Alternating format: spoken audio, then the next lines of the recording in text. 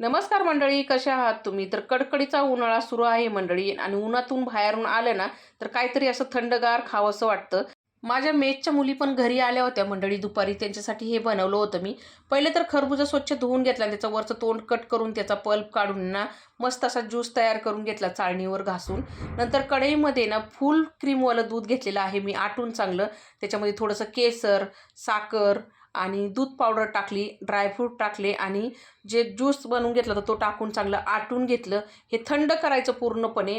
खरबुजाचं खोकडं आपण खाली करून घेतलं होतं, त्याच्यामध्ये हे ओतून घेतलं. थोडंसं खरबुजाचा पल्प पण त्याच्यामध्ये टाकलेला आहे. नंतर खरबुजाची कट केलेली टोपी लावून घ्यायची. वरून टुप्प्यांनी चांगलं पॅक करून 8 घंटे मी हे फ्रीजरला ठेवलं होतं.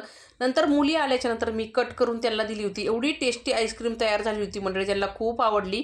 चला तर मंडळी, मुलींना तर ही आईस्क्रीम खूप आवडली. तुम्हाला कोणती आईस्क्रीम अजून बघायला आवडेल ती कमेंट करून नक्की सांगा. धन्यवाद.